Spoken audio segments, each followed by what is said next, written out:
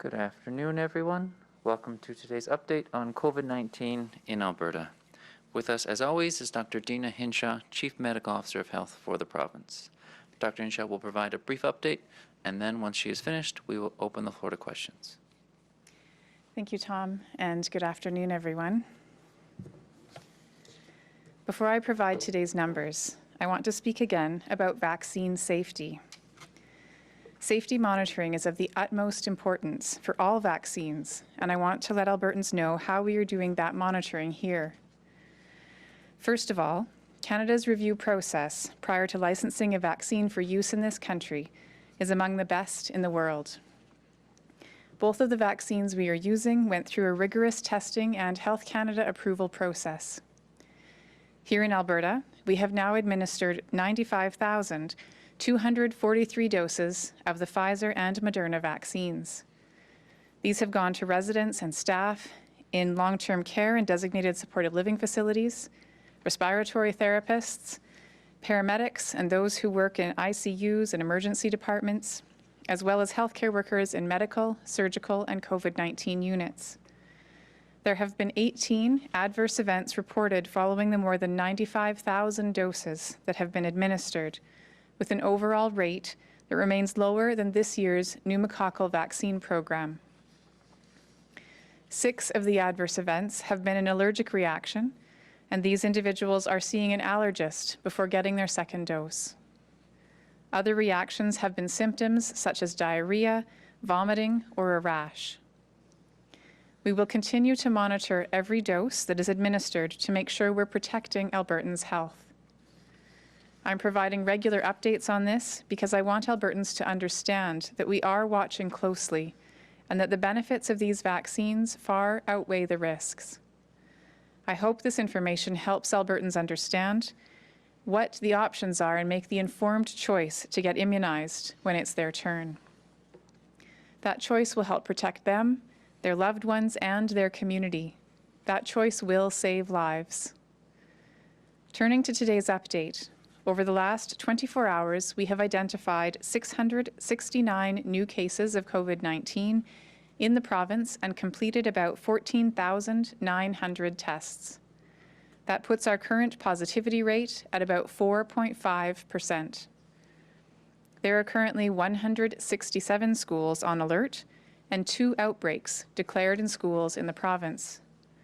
These schools have a combined total of 252 cases, only 18 of which have been assessed as arising from in-school transmission.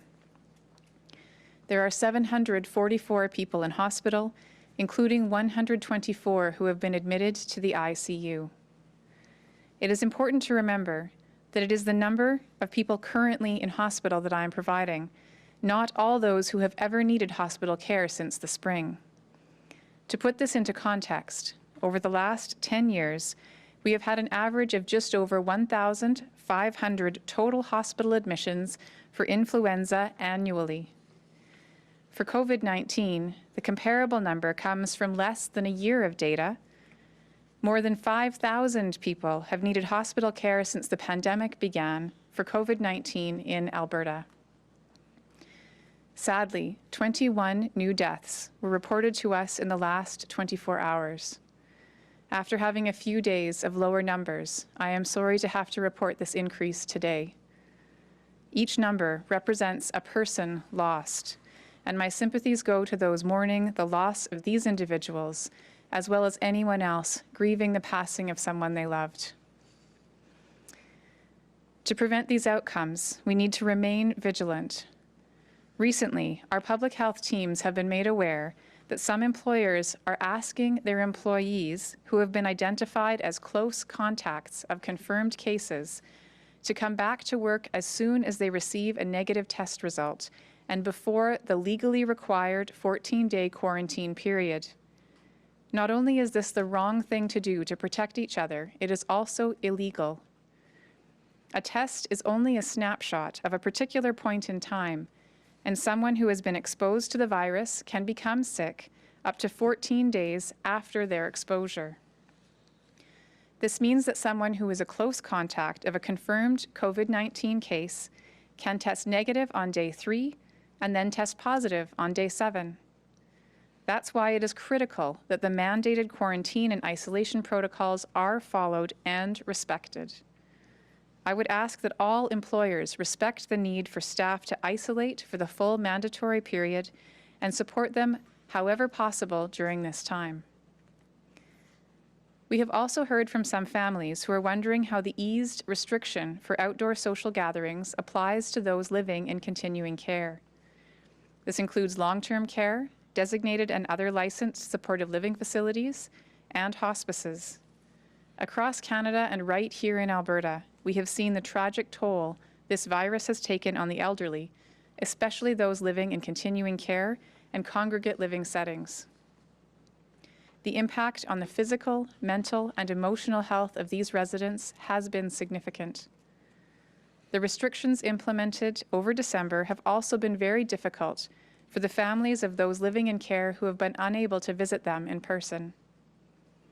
However, the change to outdoor social gatherings does impact how you can gather at continuing care facilities. Facility operators are now permitted to use outdoor designated spaces on site for outdoor visits with a maximum of 5 people, including the resident. If residents are able to go off-site, they can participate in an outdoor social gathering with up to 9 other people. In doing so, the residents may be asked to use additional safety precautions on their return to the facility, so it is good to discuss those before leaving. In either case, physical distancing must be followed during the gathering, and additional precautions, such as wearing a mask at all times during the outing, are recommended to protect the resident who is more vulnerable to COVID-19. All visits must be pre-arranged and coordinated, so please contact facility staff in advance to discuss the best options to safely visit your loved one. It's also important to consider the weather, dress warmly, and to stay home if you're feeling even slightly ill. This is true for all of us. While this pandemic is now more than 10 months old, it remains essential that we all stay home if there are any symptoms and book testing as soon as possible. This is still one of the key ways that we help protect not only our own health, but the health of our friends and neighbors. Thank you, and I'm happy to take questions. All right, we'll go to the phone now. Operator, could you put through the first caller, please? Thank you. Yes, the first question is from Kevin Nimick, CTP Calgary. Hi, Dr. Hinshaw. Why isn't sector-specific COVID-19 data available to the public? And would it be easier for you to justify restrictions if people knew the reasoning behind your decisions for things like keeping gyms closed and restaurants? We have had the request for sector-specific data frequently, and we are working to put together a summary of the sector-specific data that we have available from all of our follow-up post-relaunch. And so we will be making that available when it is complete in the coming weeks. Operator, could you put through the next caller, please? Julia Wong, Global News. Hi, Dr. Hinshaw. Some restrictions were eased on Monday. At what point or when do you expect AHS to resume surgeries, diagnostic imaging, and other clinical supports in the Edmonton zone that had to be delayed the last few months? The decisions about when other services can restart is entirely dependent on how quickly the burden on acute care is eased by COVID-19 patients who require care.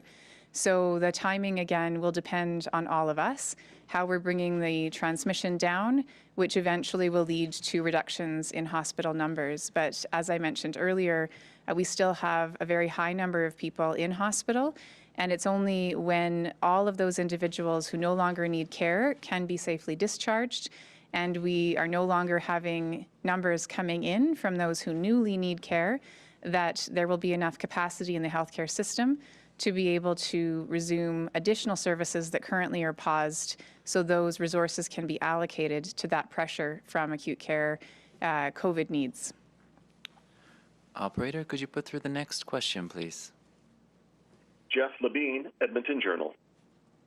Hi, Dr. Hinshaw. How encouraging is it to see a positivity rate of 4.5%? And do you consider the restrictions put in place in November, December to be a success? It's very encouraging to see our positivity rate steadily declining since the peak in December.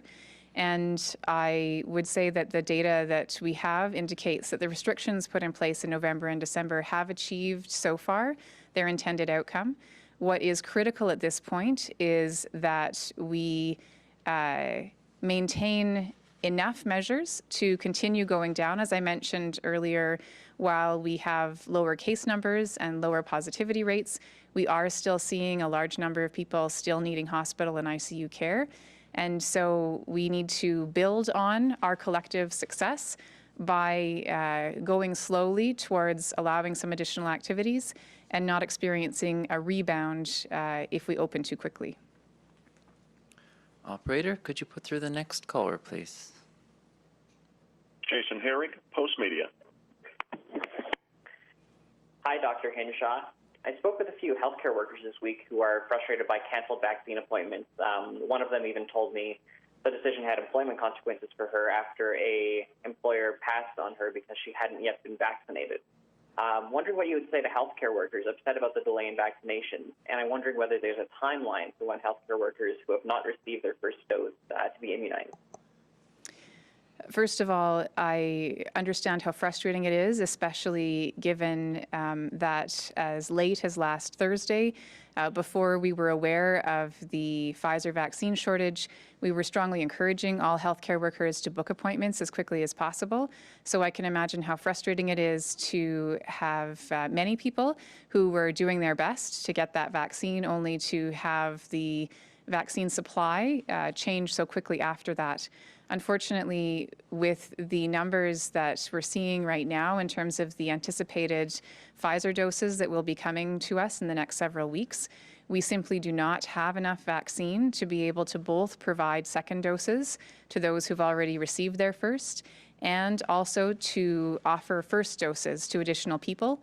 I would ask healthcare workers and others to be patient and to assure them that we're doing everything we can to plan forward to make sure that when we do have enough supply, that hopefully the experience of booking and receiving vaccine will be as smooth as possible for them.